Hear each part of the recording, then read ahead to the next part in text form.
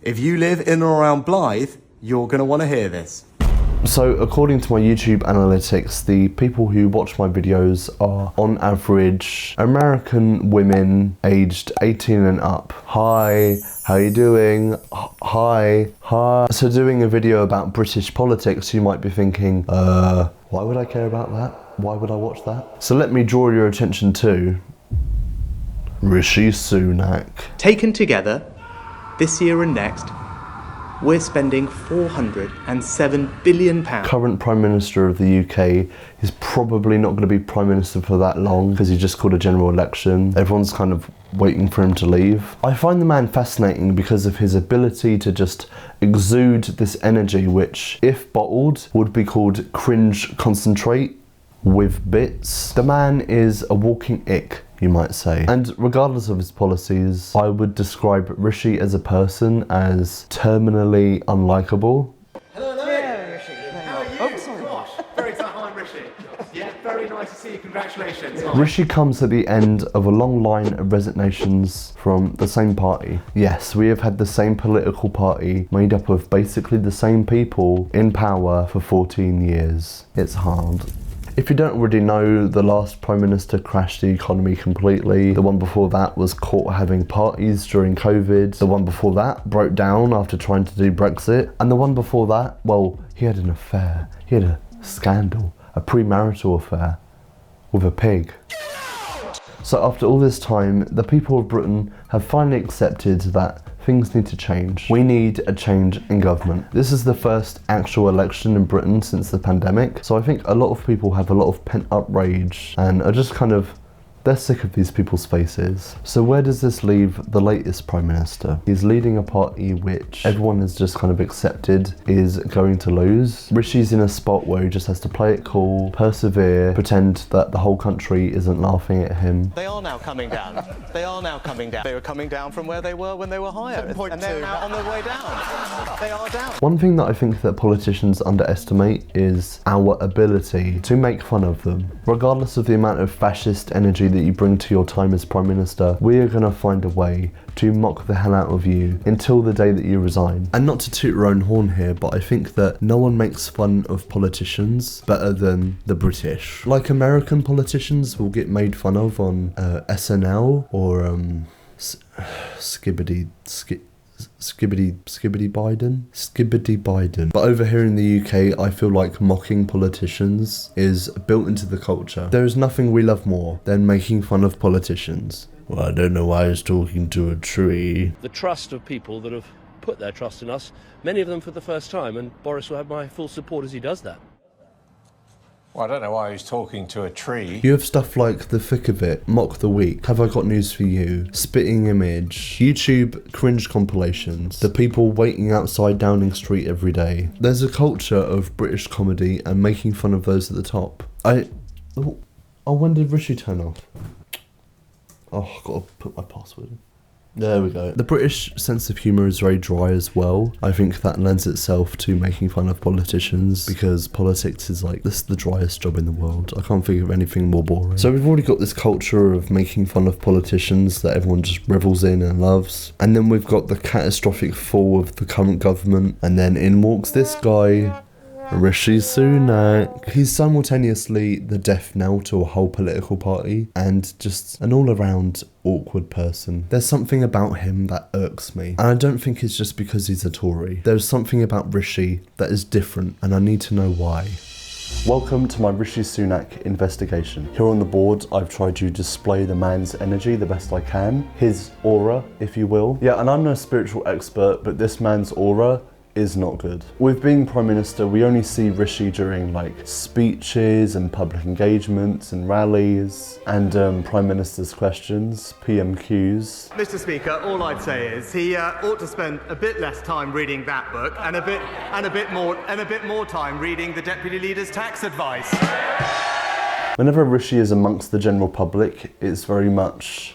Have you seen the film Meet Dave? You know, the film where there's like miniature people piloting a kind of robot Eddie Murphy, and the whole time he just walks around, you know, deadpan, kind of doing a kind of fake smile. Now you tell me this is not what's happening here. We have an Eddie Murphy Meet Dave situation on our hands. I pledge that I will serve you with integrity and humility, and I will work day in, day out to deliver for the British people.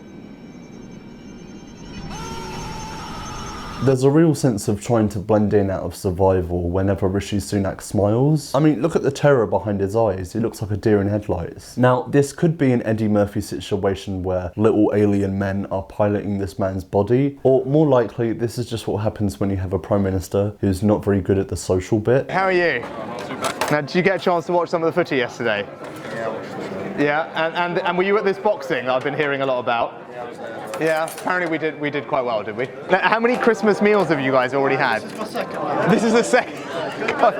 I mean, look at this. Who looks at books like this? This is crazy. What in the hell? What in the heckin' dog? Now, Rishi may not be that good at the social side of politics, but he's very good at the having money side of politics. He's very good at that. He's very talented at that. He has a lot of money. He's very good at that. It's one of his main talents, having money. Rishi Sunak and his family are worth roughly about 650 million. He had his local electricity grid upgraded just to heat his pool, and has a lot of family ties to even more money. So yeah, when you're as rich as Rishi Sunak and trying to connect to ordinary working class people, there is, of course, going to be a disconnect. One of the most popular clips of Rishi Sunak is this clip where he is a lot younger. He's sat with his dad talking about, you know, all the different friends that he has. I have friends who are aristocrats, I have friends who are upper class. I have friends who are aristocrats, I have friends who are upper class, I have friends who are, you know, working class, but I'm not working class, but I mix and match, and then I go to see kids from an inner city state school and tell them, you know, to apply to Oxford. Okay, if you missed that, he said, I have friends who are aristocrats, I have friends who are upper class, I have friends who are working class, or, well, no, not working class. So no, Rishi doesn't have any working class friends. But he did list, you know, upper class and aristocrats. That's all the friends he has. Great, that's great for a Prime Minister. Great, aristocrats. I feel like Rishi Sunak is the type of guy to become Prime Minister just because, you know, it's good for the business. He wants 10 Downing Street on his real estate portfolio, you know. There's a certain point where you get so rich that you sit down and think, well, what do I do now? I guess I could become Prime Minister of the country. Yeah. To be fair, that is the case with most of the British Prime Ministers. A lot of them were even schooled in the same college. Not Rishi though, he was schooled at a different private school, which in this world means that he's different and edgy. You didn't go to Eton. It's groundbreaking. That's as progressive as the current government will get, hiring a Prime Minister who went to a slightly less reputable private school. You know you're rich when your school's motto is literally, manners maketh man. Manners maketh man. Milady, manners maketh man. Rishi Sunak obviously comes from a very different world. The kind of world that is hidden away from the prying eyes of the working class. I'm not working class. But also a lot of Rishi's time as Prime Minister is being taken up with dealing with the cost of living crisis that the UK is going through right now. So from a public image standpoint, he often pretends that he's in the same boat as those who can't afford to buy food. He wants to be relatable, even though he is reportedly richer than the king. That's quite insane. Dude, Charles is literally a beta male. He has no money. He's poor. He's poor. You've never smoked? No. Never taken drugs? Mm-mm. You're stinking rich? Right? Well, it's a matter of truth. I think most people would consider that I'm financially fortunate, yes. Obviously, a politician trying and failing to relate to other less wealthy people is nothing new. That happens with most politicians. And say someone like Donald Trump, who is of course filthy rich and has a lot of sway with working class people. Let's just say Donald Trump has a lot more machismo than Rishi Sunak. Donald Trump has the kind of charm with people where it's like an Italian restaurant owner coming over to the table and chatting everyone up. Stick around, I'll buy you a sandwich. If Donald Trump was to walk into a room with poor, struggling people, he would take the route of, you know, if you work as hard as me, if you pull your socks up, you'll be where I am, you'll be a billionaire. No one works as hard as me. If you work as hard as me, you get where I am. You work your way up the food chain. Maybe I'll let you stay at my hotel. Stand by. Wonderful people. Wow. Look how rich I am. I'm Donald Trump. Green Acres is the place to be. Green Acres is the place to be. What I'm trying to say is, you know, as horrible as Trump is, at least he's honest about how filthy rich he is. I'm really rich. I'll show you that in a second.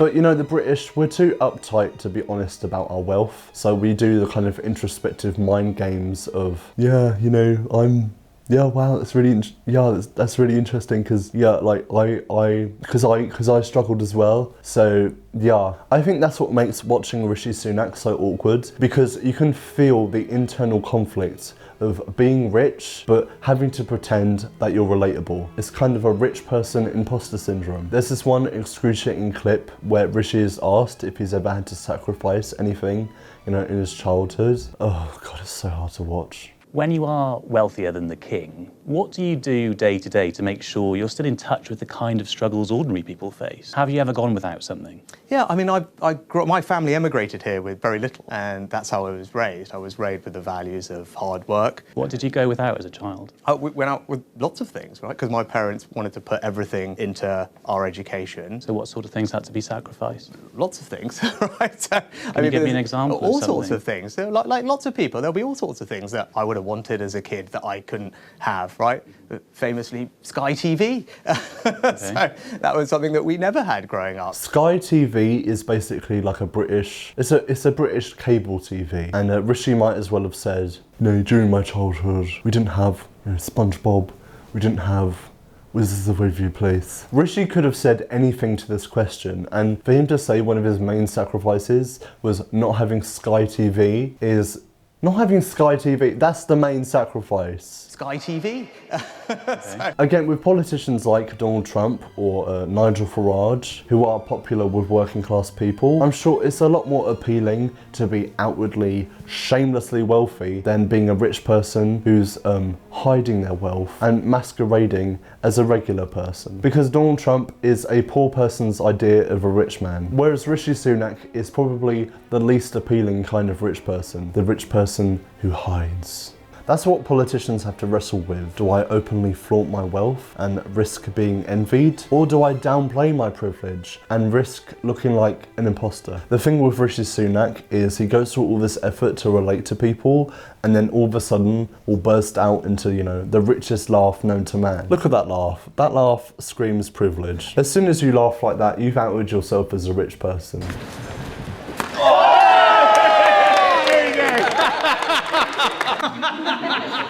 That is very easy, actually, because I had it twice last week. So half chicken, medium, chips, and broccoli. Half medium chicken, chips, broccoli. Yeah. The amount of times I've watched that clip of Rishi Sunak reciting his Nando's order. Oh. Half medium chicken, chips, broccoli. Yeah. It's the little nod that gets me. You know, his little... Yeah. Rishi has to try very hard to find a way to relate to people. He really does try. In fact, I think he tries a bit too hard. There's this clip of him and his wife talking about their chores, but like in the most alien way. They look like they are literally aliens. Like they obviously have staff that do the housework for them, but they've been instructed to be like relatable. So I like cleaning up the table. I love being with the kids and setting up the table and making sure that it's all nice, and somehow about the table I really love doing all of that up. Art choice, dishwasher stacking, making bed, both have a nice, satisfying ending. I think this clip of Rishi and his wife is a really good example of upper class panic. You know, that internal struggle I was talking about. You've been told by your team that you need to be relatable to people, but you honestly, what do people do? I make table, I stack dishes. Oh, it's so tough. I don't know which one I love more. Stacking bed or wiping down bed. Which one do I like more? Setting up the table. I think the only way for Rishi to truly relate to people is through business talk. Talk of business. There's this one moment where Rishi went to a homeless shelter and was serving up food for the homeless, which is a good deed. Well done, Rishi. But then he starts talking to them. Rishi, what are you doing? Don't talk to them. Don't talk to them. Now, you've been here before, have you? I have, yeah. Yeah, it's a great place, isn't it? Yeah. There's that, and some cutlery, then you get... Are you cutting me out? Well, that is exactly what I'm trying to do. Exactly what I'm trying to do. There's the business. Well, What do you have? Do you work in a business? Do you want some fruit? I'm homeless. I'm actually a homeless person. If you look at all the jobs in finance around the UK, the majority of them are outside of London now. Yeah. Is that something you'd like to get into? I wouldn't mind.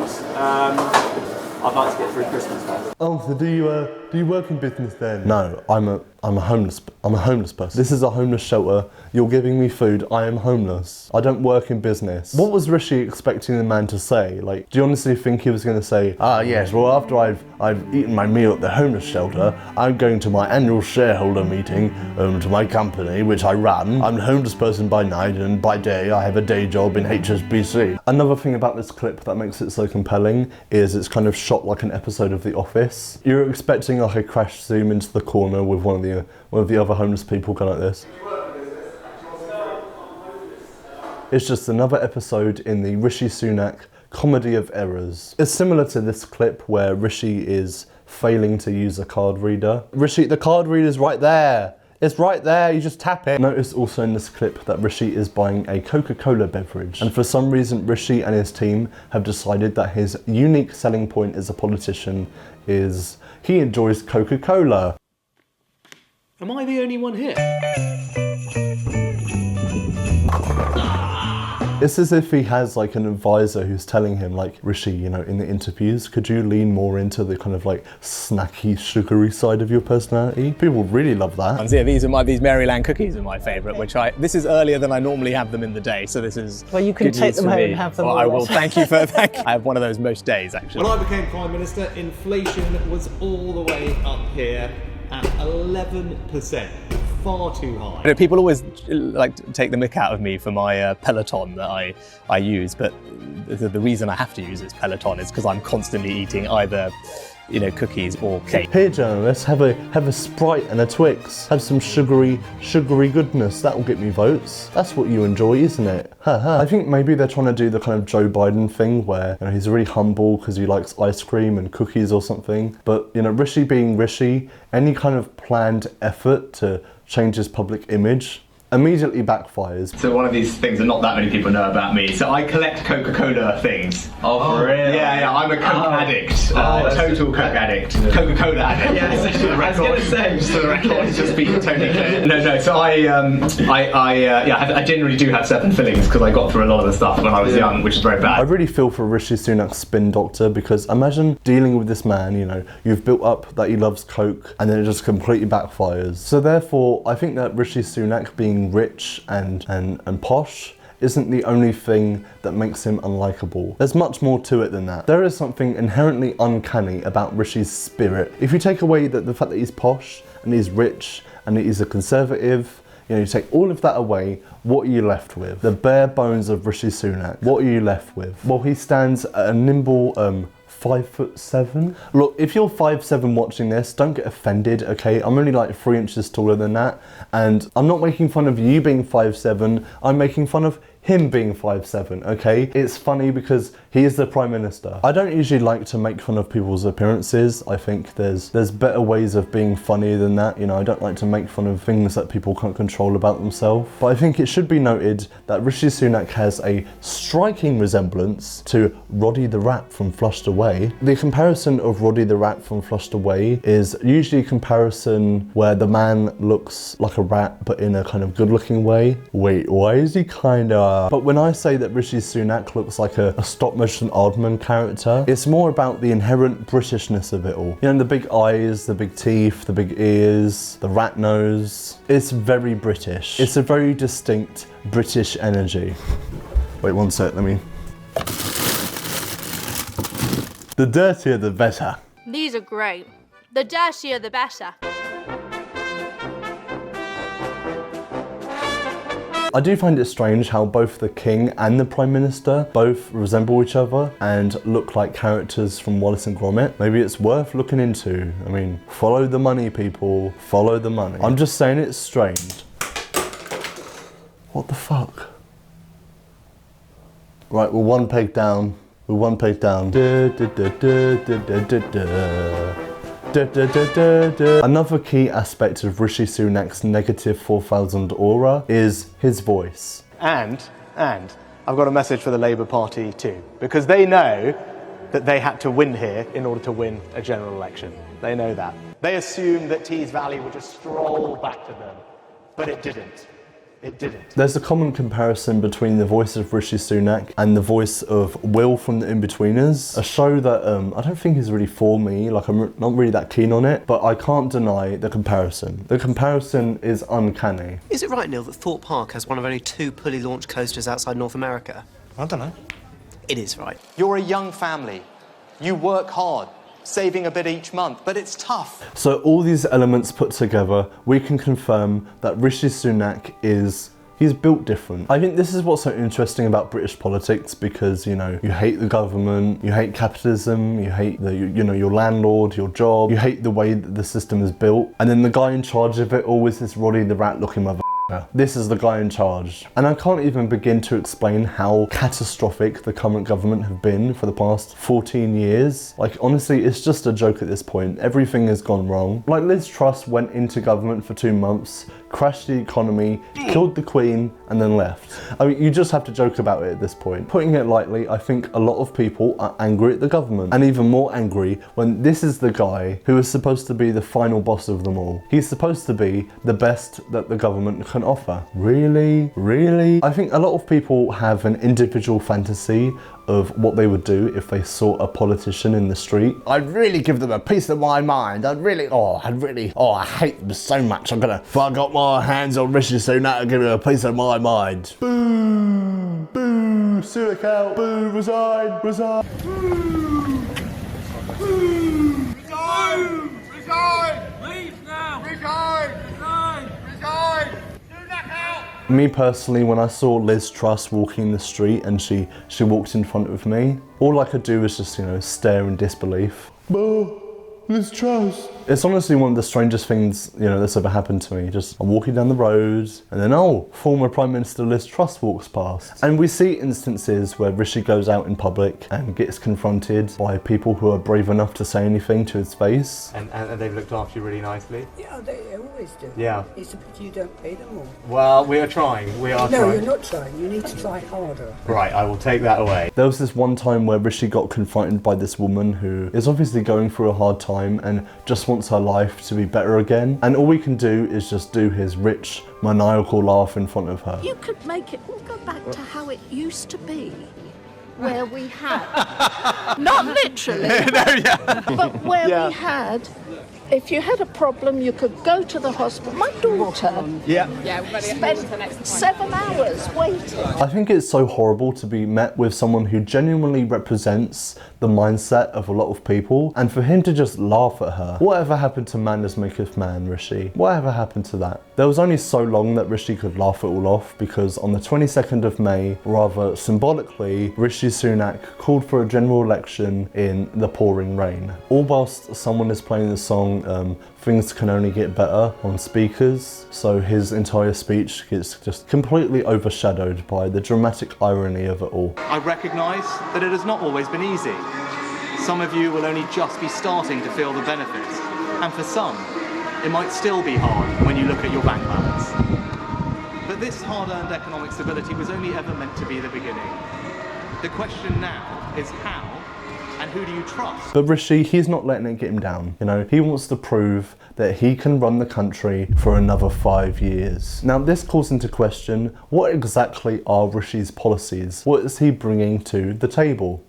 The table! Rishi's policies are just as weak and nerdy and feeble as he is. He wants to bring about extra maths lessons for everyone up to the age of 18, which, if you've ever been to a British school, is basically like saying extra fire, death and brimstone for everyone up to the ages of 18. I hated doing maths so much. Honestly, I would have failed my exams if it wasn't for the coronavirus pandemic stopping all of my exams, which is the best thing that's ever happened to me. Let's be honest. The day that I found out I never had to do maths again, it was like those Nicole Kidman divorce photos, just pure bliss. But no, Rishi wants more maths, because that's exactly what the kids need nowadays, apparently. For the general election, Rishi also announced his intention of bringing back a under 18s national military service, which is probably the most unhinged and out of touch of all of his schemes. No parent nowadays is going to let their kid serve in the military, Rishi. This is not the 1940s anymore, you know, and they have the audacity to say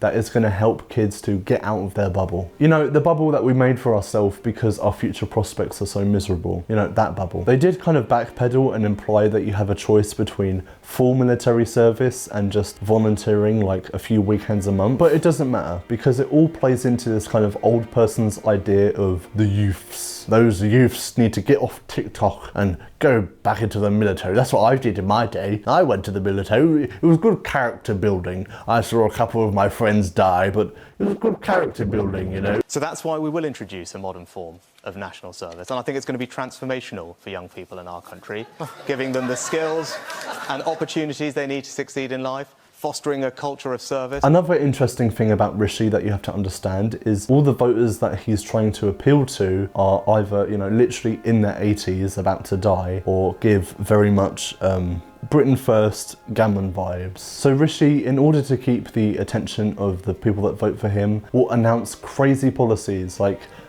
criminalise homelessness if they are a nuisance. A law that was immediately met with backlash because of course it fucking was, because it's insane. Honestly, Rishi's government has some of the most laughable policies, and I think the only good policy that he's ever done is the banning of disposable vapes, because honestly, that was getting out of hand. You walk down the street, there's a kid smoking up her cookies and cream. What are the kids nowadays? Grapefruit, bubblegum, strawberry, berry burst, how they look and how they're designed. What are your thoughts on that? It attracts young kids, yeah, because of how they're... And the flavours. Yeah. The flavours as well. So with Rishi's new policies, he tries to appeal to the youth and you know, go on TikTok and spread awareness of his campaign. I've just finished our manifesto launch where we set out a clear plan to deliver a secure future. Great question from Kieran, thank you. Now, as is the case in other countries, we'll provide a stipend to help with living costs. If you live in or around Blythe, you're going to want to hear this. We're giving your town £20 million. Looking at these TikToks that Rishi is forced to make, I think I can recognise when someone is making content and their soul is dying on the inside. I've been there a couple times. You're filming and it's just like, it's so hot. Like you start questioning your own life. Well, what does this all mean? Well, another tax cut for everyone in work and no national insurance at all if you're self-employed. Looking at Rishi Sunak doing TikToks, it makes you think like these people, these politicians, they don't really believe in the policies that they're doing. I'm sure Rishi doesn't actually believe that, you know, the homelessness is the leading problem in the country. A lot of people complain about the left doing like virtue signalling, but virtue signalling works both ways. He's doing it in the opposite way. He's making a point to do all these right-wing policies to appeal to his voters because he knows he's going to lose. I'm sure none of these politicians are actually going to send their kid to the military. You don't believe that this is going to get kids out of their bubble. When you watch a Rishi Sunak TikTok, you're met with the eyes of a man who understands his downfall is inevitable. And in the end, the words he speaks are nothing but that. Words. Now the question is, come general election, who do you vote for to take the place of Rishi Sunak? Look, I do YouTube videos, I don't bloody know. I'm not a political expert. I don't know what I'm talking about. I don't know, I just like looking at Rishi Sunak. I don't know. A lot of people are going to vote for the obvious choice of the Labour Party and Keir Starmer. People I know have been disillusioned to the Labour Party, similar to how a lot of people have been disillusioned in America with the Democrat Party, because they're not really as progressive as we want them to be. They're not progressive enough, not in the way that matters anyway. At the end of the day, just, I don't know, vote for Labour, but also like Labour's not really, but also like, but don't vote for Tory. Just don't be like Rishi Sunak, okay? Make that a lesson in life. Don't be like Rishi Sunak. Oh, and if you're watching this and you live in the constituency of Islington North, then consider voting for Jeremy Corbyn, one of the only good British politicians, the only good one. I miss him every day.